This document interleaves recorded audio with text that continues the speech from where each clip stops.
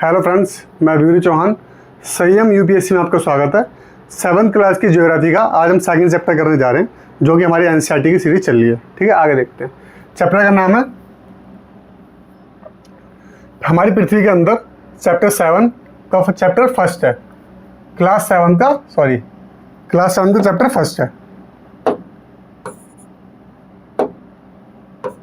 Chapter second है। ठीक है, सेकंड चैप्टर है पृथ्वी, हमारी पृथ्वी के अंदर इनसाइड आवर अर्थ। इसका नाम है इनसाइड आवर अर्थ। आगे देखते हैं। हमारी पृथ्वी गतिशील ग्रह, गतिशील मतलब एक ही जगह पे ना रहे, चलता रहे, मतलब अपनी जगह पे घूमता रहे, उसे गतिशील कहते हैं। इसके अंदर बाहर निरंतर परिवर्तन होता रहता है। आपको पता है इसके अंदर बाहर परिवर्तन होते रहते हैं। क्या आपने कभी सोचा कि पृथ्वी के आंतरिक भाग में क्या है? पृथ्वी किन पदार्थों से बनी है, किन किन चीज़ों से बनी है, ये बात आज पढ़ेंगे। देखिए, पृथ्वी का आंतरिक भाग एक प्याज की तरह, आप देखेंगे प्याज जो होता है वो एक दूसरे के ऊपर जैसे परत दर परत वैसे बना होता है। एक खोल होता है, उसके ऊपर एक और खोल होता है, एक और खोल होता है, ऐसे करके प्याज बना होता है। ठीक है, वही दिया गया है। एक प्याज की तरह पृथ्वी भी एक केंद्र के ऊपर एक संकेंद्रिक मतलब बोलते हैं कॉन्सेंट्रिक। ठीक, परतों से बनी है। पृथ्वी की सतह की सबसे ऊपरी परत को परपटी कहते हैं। तो सबसे ऊपरी परत होगी, देखिए यहाँ पे पृथ्वी बनी हुई है, ये देखिए, ये रही पृथ्वी। ये सबसे ऊपरी परत जो है ये इसे क्या कहते हैं? परपटी। ठीक है, ये परपटी तो इंग्लिश में कहते हैं क्रस्ट। ठीक, उसके बाद ये सबसे पतली परत होती है, सबसे पतली परत है।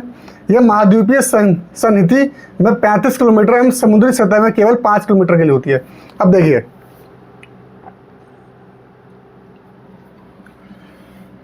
महाद्वीप जहाँ पे हम लोग रह लेते हैं, जहाँ पे स्थल होता है, उसे महाद्वीप ही कहते हैं तरीके से। ठीक है, ये तो महाद्वीप ऊपर तक है, ये रहे। ठीक है, अब क्या बोला है इसमें?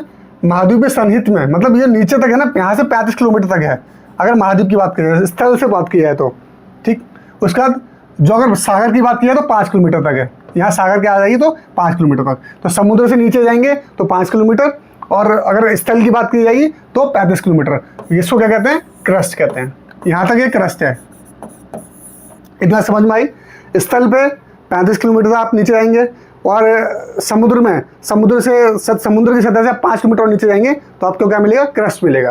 ठीक है, महाद्वीपीय संगति मुख्य रूप से सिलिका एवं एल्युमिनियम जैसे खनिजों से बनी है। ठीक है, सिलिका जिसे SI बोलते हैं, और एल्युमिनियम जिसे एल कहते हैं, जिसे सियाल कहते हैं। ठीक है, इसीलिए इसे क्या कहते हैं? सियाल भी कहते हैं इसे। सिलिका और एल्युमिनियम से बनी है। महासागर की प्रॉपर्टी मुख्यतः, महासागर की प्रॉपर्टी है अभी किसके? महासागर की प्रॉपर्टी मुख्यतः सिलिका, मैग्नीशियम, SI और Mg। ठीक है, सीमा इसे एम नहीं कहते हैं, मैग्नीशियम वैसे नाम इसका Mg होता है, सीमा कहते हैं। मैग्नीशियम कहा जाता है, इसे कहते हैं सीमा कहते हैं, इसे जिसकी महासागरीय सन्निधि को। ठीक है, इतना याद रखने वाली बात है, छोटी सी बात है। उसके बाद परपटी के ठीक नीचे मेंटल होता है। ये देखिए परपटी है, ये क्रस्ट। ठीक, उसका मेंटल ये रहा यहाँ तक, यहाँ से लेके यहाँ तक ये मेंटल है पूरा। ठीक है, इसे मेंटल कहते हैं।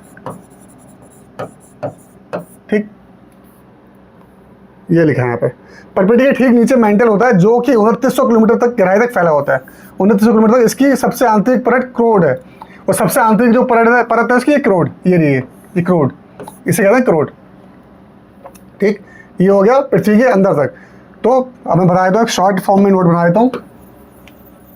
तो क्रस्ट होती है कहाँ तक है? क्रस्ट 35 किलोमीटर कहाँ तक? महाद्वीप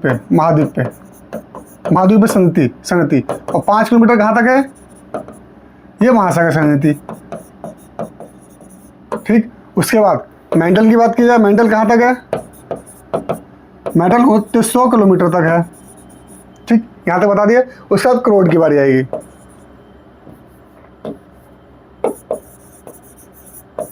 ठीक, उसका क्रोड की बारी आएगी। अब देखते हैं, अब क्रोड क्या है? त्रिज्या।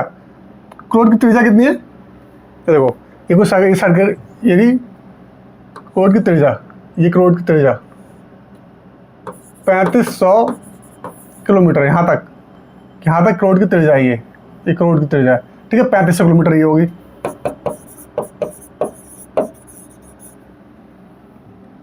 उसके आगे ये मुख्यतः निकेल एवं लोहे से बनी है, इसे निफे कहते हैं।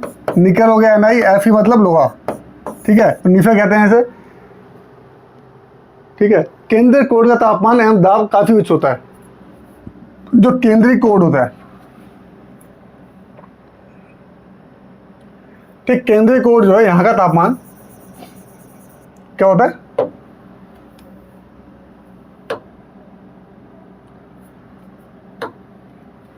हाई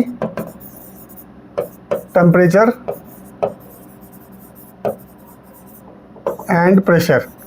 वहाँ प्रेशर भी ज़्यादा होता है और टेम्परेचर भी ज़्यादा होता है, ठीक है। अब देखते हैं बॉक्सेस में क्या लिखा है।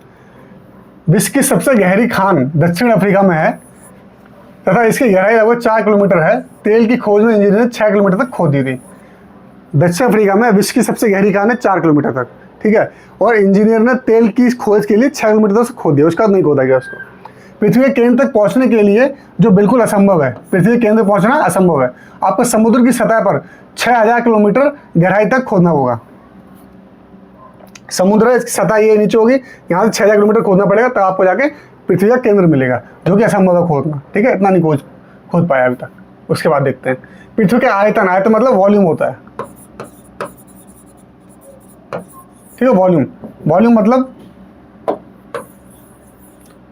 जैसे कि ये पृथ्वी है पूरी, इसके अंदर जो चीजें उसके बारे में आती है वो वॉल्यूम में आ जाती है, ठीक है। 1% हिस्सा ही पर्पटी है। देखिए इसका 1% हिस्सा, इसका 1% हिस्सा, 1% हिस्सा इतना आ जाएगा, मान लीजिए ये 1% हिस्सा हो गया। ये क्या है, क्रस्ट है, इसमें सब कुछ मिलता है, ज़्यादातर चीज़ें। 84% मेंटल है, बाकी 15% ये 84% है,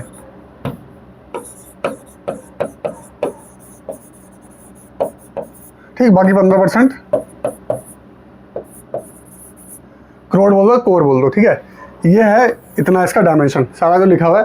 पृथ्वी की त्रिज्या 6371, ये पूरी देख लीजिए। ये पृथ्वी है, यहाँ से लेके इसकी त्रिज्या 3671, त्रिज्या को कहते हैं रेडियस, ठीक है। 6371 यहाँ से लेके यहाँ तक ये क्या है, 6371 किलोमीटर इसकी त्रिज्या होगी। आगे देखते हैं,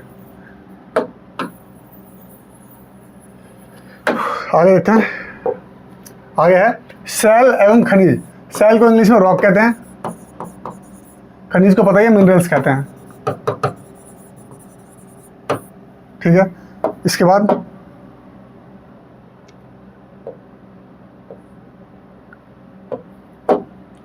पृथ्वी की प्रॉपर्टी अनेक प्रकार के सैलों से बनी है। जो पृथ्वी की प्रॉपर्टी है अनेक प्रकार के सैलों से बनी है, मतलब रॉक्स, पत्थर हल्के हल्के। पृथ्वी की प्रॉपर्टी बनाने वाले खनिज पदार्थ के किसी भी प्राकृतिक पिंड को सैल कहते हैं। मतलब पृथ्वी का क्रस्ट जो बनाएगी कोई सा भी खनिज पदार्थ जो होगा उसे सैल कहेंगे, उसे रॉक कहेंगे। सैल विभिन्न रंग, आकार एवं गठन की हो सकती हैं। सैल के विभिन्न रंग होते हैं, कठोर होते हैं, और मुख्य रूप से सैल 3 प्रकार के होते हैं। पहला कौन सा होता है, आग्नेय सैल, इसे इग्नियस कहते हैं। मिटा देता हूँ पूरे।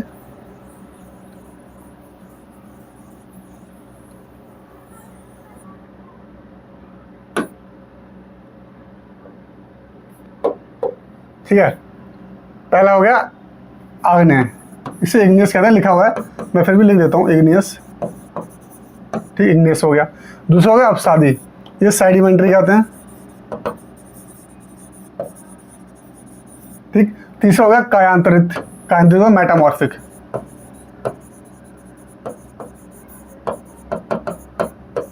मेटामॉर्फिक, ये तीनों के नाम है इंग्लिश में, हिंदी में। द्रवित मैग्मा मतलब मोल्डेड, द्रवित मतलब मोल्डेड मैग्मा ठंडा होकर ठोस हो जाता है, ठीक। ठंडा होगा, मैग्मा पृथ्वी के अंदर ही होता है, वो बाहर निकलता है तो ठोस हो जाता है। इस प्रकार बने सेल को आग्नेय सेल कहते हैं। इस प्रकार किसे कहते हैं, इग्नियस सेल कहते हैं, ठीक है। इन्हें प्राथमिक सेल भी कहते हैं, इन्हें प्राइमरी सेल्स भी कहते हैं। आग्नेय सेल 2 प्रकार के होती हैं, अंतर्वेदी और बहिर्वेदी। अंतर्वेदी क्या होगा, इंट्रूसिव, इसे कहते हैं इंट्रूसिव। थोड़ा पेन मोटा कर लेता हूँ, ठीक है। इंट्रूसिव कहते हैं इसे, इसकी स्पेलिंग है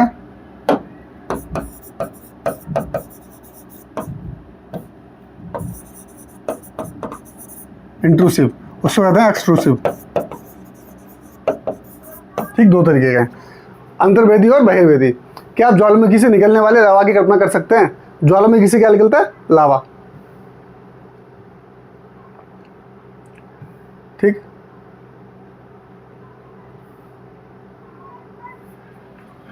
वास्तव में आग की तरह लाल द्रविड़ मैग्मा ही लावा है। जो आग अंदर द्रविड़ मैग्मा होता है वही लावा होता है, जो पृथ्वी के आंतरिक भाग से निकलकर सतह पर आता है। पृथ्वी है, पृथ्वी का आंतरिक भाग ये रहा, और फिर क्या आता है? सतह पर आता है, इस जगह पे आता है, ठीक है, निकल के। ये तेजी से ठंडा, बाहर आते ही ठंडा। जब द्रविड़ लावा पृथ्वी की सतह पर आता है तो तेजी से ठंडा होता है, मतलब बहुत जल्दी ठंडा होता है। परपटी पर इस प्रकार से बने सेल को बहिर्वेदी, मतलब बाहर, बहिर्वेदी आग्नेय सेल्स कहते हैं। इसे बहिर्वेदी मतलब इंट्रूसिव इग्नियस रॉक्स। ठीक, क्योंकि बाहर आके बन गए। इसकी संरचना बहुत महीन दानों, मतलब जो महीन दाने होते हैं उसकी तरह होती है। उदाहरण के लिए बेसाल्ट। बेसाल्ट इसका क्या है? उदाहरण है। किसका? बेसाल्ट उदाहरण किसका है? इग्नियस सेल का। इग्नियस सेल में भी किसका? इंट्रूसिव, एक्सट्रूसिव का, सॉरी, बाहर आके बनते तो एक्सट्रूसिव है ये। ठीक, दक्कन पठार बेसाल्ट सेलों से ही बना है। दक्कन पठार किससे बना है? कि बाहर आके लावा आ गया, बाहर ठंडा हो गया, उससे दक्कन पठार बना है। ठीक है, हमारा पठार कितना बड़ा है उससे बना है। द्रविड़ मैग्मा कभी कभी भूप्रपट्टी के अंदर गहराई में ठंडा हो जाता है। कभी कभी जो होता है मैग्मा बाहर ना निकल के यहीं ठंडा होता है। ये पृथ्वी है पूरी, मान लीजिए ये पृथ्वी है, ये पृथ्वी है पूरी, मैग्मा यहाँ से निकला, यहीं तक ठंडा हो, यहीं पे आके ठंडा हो गया, इतने फोर्स नहीं मिला उसे, तो यहीं पे ठंडा हो गया। तो क्या हुआ? द्रविड़ मैग्मा कभी भूपट्टी के अंदर गहराई में ठंडा हो जाता है। इस प्रकार बने ठोस सेलों को अंतर्वेदी आग्नेय सेल कहते हैं। जो अंदर बन जाए उसे कहते हैं इंट्रूसिव। लिखवा रहा हूँ बार बार, इंट्रूसिव इग्नियस सेल्स। धीरे धीरे ठंडा होने के कारण ये बड़े दानों का रूप लेता है। धीरे धीरे ठंडा होता है तो बड़े बड़े दाने बनते हैं इसमें। ग्रेनाइट ऐसा ही सेल का उदाहरण। ग्रेनाइट का एक पत्थर है। लेई मसालों तथा दानों का चूर्ण बनाने के लिए जिन अपघर्षण पत्थरों का उपयोग होता है वे ग्रेनाइट के बने होते हैं। लेई पाउडर बनाने के लिए, मसाला बनाने के लिए वो किससे? ग्रेनाइट से होते हैं। अब आगे देखते हैं। सेल जो है लुढ़क कर, चटक कर, एक दूसरे से टकरा कर छोटे छोटे टुकड़ों में टूट जाती है। सेल जो होती है लुढ़केगी, टकराएगी तो उससे क्या? टूट जाएगी छोटे टुकड़ों में। इन छोटे कणों को अवसाद कहते हैं। ठीक है, अवसाद, जिसे कहते हैं सेडिमेंट्स। ठीक, सेडिमेंट्स कहते हैं। ये अवसाद हवा, जल आदि के द्वारा एक स्थान दूसरे स्थान पर पहुंचाकर जमा कर दिए जाते हैं। जैसे कि छोटे छोटे पत्थर होते हैं, सेल जो रॉक्स मान लीजिए, वो लुढ़केंगे, आपस में टकराएंगे तो क्या हो जाएंगे? छोटे छोटे पत्थरों में टूट जाएंगे। इसे क्या देंगे? सेडिमेंट्स। अब सेडिमेंट्स को कौन उठा के ले जाएगा? हवा ले जाएगी, जल ले जाएगी, ये कोई एक जगह जाकर इकट्ठा कर देगी। ठीक है, उसे पहुंचा के जमा कर देती है। ये अदृढ़ अवसाद दबकर एवं कठोर होकर सेल की परत बन जाता है। जब ये दबेगा इसे प्रेशर बनेगा, और जब ये कठोर हो जाएगा, हार्ड हो जाएगा, इस प्रकार के सेलों को अवसादी सेल कहते हैं। सेडिमेंट्री सेल की डेफिनेशन ये है।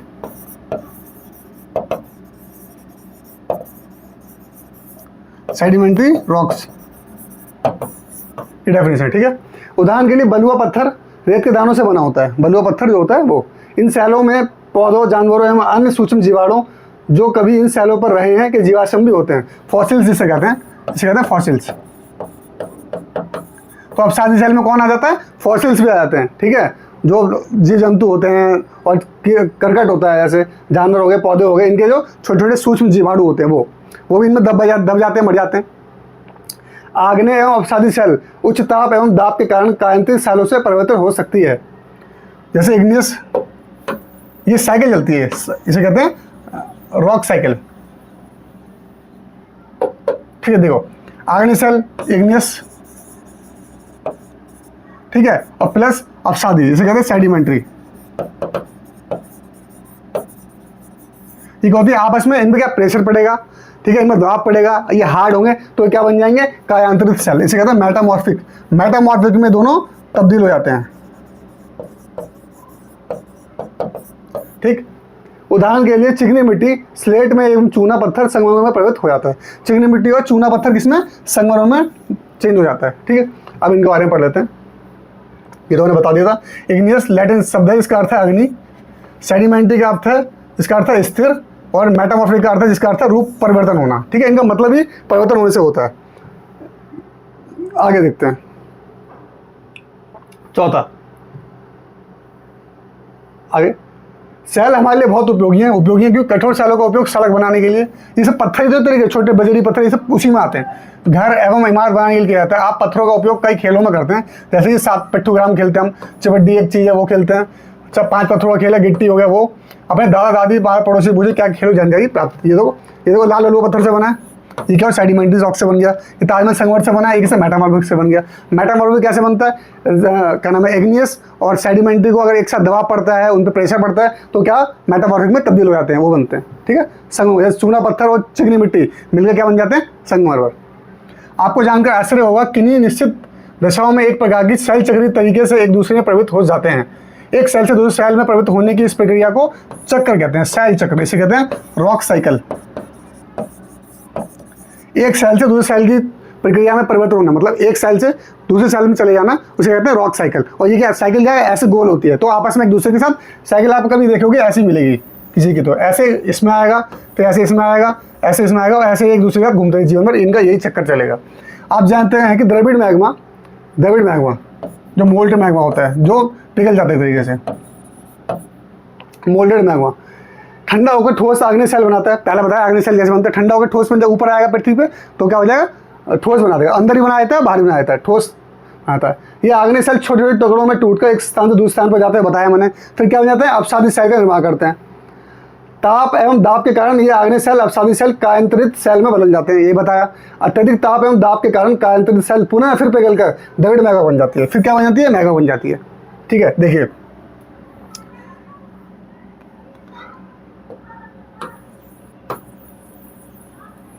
ये रहा आपके पूरा सेल चक्र परिवर्तित हो जाता है। इसका देखो मैग्मा ये रहा, ठीक है, ये मैग्मा निकला बाहर, ये बाहर भी जो रहता है अंदर भी रहता है, दोनों तरफ रहता है, ठीक है। इससे क्या हो गया, आग्नेय सेल बन गया, ठीक है। मैग्मा में अगर दबाव पड़ा या ठंडा हो गया, आग्नेय सेल बन गया। आग्नेय सेल में क्या हो गया, अपसादी सेल बना, टूट गया, छोटे टुकड़ों में आ गए, एक साथ प्रेशर बना इसको, तो अपसादी बन गया। ये अपसादी तलछट है, पहले होता है अपसादी तलछट, पहले टुकड़े टुकड़े होंगे, उसका प्रेशर बनेगा उस पर, तो क्या बनेगा, अपसादी सेल बन जाएगा। ये अपसादी सेल किसमें चेंज होगा, कायांतरित सेल में, मेटामॉर्फिक सेल में।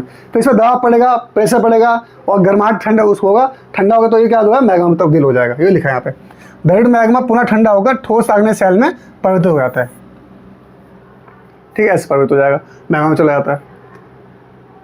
और ये क्या बोला, अधिकतम तापमान, यहाँ तापमान ज़्यादा बढ़ जाएगा और दाब भी ज़्यादा बढ़ जाएगा, तो इसमें मैग्मा चला जाएगा। फिर मैग्मा ठंडा होगा, इसमें चलेगा, इसमें चलेगा, इस साइकिल ऐसी घूमती रहेगी और आपकी ये सेल चक्र बन जाता है इससे, ठीक है। उसके बाद सेल विभिन्न खनिजों से बनी होती हैं, बता दिया आपको, मिनरल से बनी होती हैं। खनिज प्राकृतिक रूप से पाए जाने वाले पदार्थ हैं जिनका निश्चित भौतिक गुणधर्म मतलब डेफिनेट फिजिकल, ठीक है, एक उनका कंपोजिशंस होता है, ठीक है, एवं निश्चित रासायनिक मिश्रण। और ये क्या है, रासायनिक मतलब केमिकल, डेफिनेट डिजाइन मिक्सचर्स होता है, ठीक है। तो खनिज मानव जाति के लिए बहुत महत्वपूर्ण है। कुछ का उपयोग ईंधन की तरह होता है, जैसे कोयला भी इनसे निकलता है, प्राकृतिक गैस, पेट्रोलियम, इनका उपयोग उद्योगों, औषधि, उर्वरक में किया, जैसे लोहा हो गया, एल्युमिनियम हो गया, सोना हो गया, इनका उपयोग और भी यूज़ होता है। आपको पता ही कहाँ का यूज़ सबका होता है। पृथ्वी की 3 परतें मैंने बता दी थी। सेल क्या बताया था, 3 प्रकार की सेलों के नाम यही बताए थे। भैरवेदी किसमें, आग्नेय सेल में होता है। चक्र सेल से अभी बताया है। सेलों से आप क्या उपयोग है, ये उपयोग ये रहे। कायांतरित सेल क्या है, जब दोनों सेलें तो एक साथ होकर उनमें प्रेशर पड़ता है, तापमान ज़्यादा तो मेटाबॉलिज्म चेंज हो जाती है, कायांतरित सेल में हो जाती है चेंज। द्रविड़ मैग्मा से बने सेल कौन कौन से होते हैं, द्रविड़ मैग्मा से बने सेल आग्नेय सेल होते हैं, ठीक। पृथ्वी की सबसे भीतरी परत कौन सी होती है, करोड़ होती है। सोना, पेट्रोलियम, कोयला किसके उदाहरण है, बताइए। सेल के हैं, खनिज के हैं, जीवाश्म में। सेल को रॉक कहते हैं, ठीक, खनिज के उदाहरण है, ठीक है। सेल जिसमें जीवाश्म होते हैं, किसमें होते हैं, अपसादी सेल में जीवाश्म होते हैं। पृथ्वी की सबसे पतली परत कौन सी होती है, परपटी होती है। करोड़ बताया, खनिज बताया, सेल बता दिया, ठीक है। ये क्वेश्चन थे और ये इंपॉर्टेंट चैप्टर है, ये इंपॉर्टेंट चैप्टर है और छोटा भी चैप्टर है, तो इसलिए इस चैप्टर को इग्नोर मत करना। और इसे 2-3 बार आप पढ़ोगे तो आगे जाके आपको और वीडियो मिलेंगी इसी चैप्टर की अलग क्लास में, और थोड़ा एक्सप्लेन कर दिया ज़्यादा। तो आप पहले पढ़ लेंगे अच्छे से, पहले समझ लेंगे अच्छे से, तो आपके लिए आगे क्लास बहुत ईजी हो जाएगी, आपको समझना आसान हो जाएगा, ठीक है। तो इस वीडियो को समाप्त करते हैं, तब तक के लिए खुश रहिए, स्वस्थ रहिए। जय हिंद, जय भारत।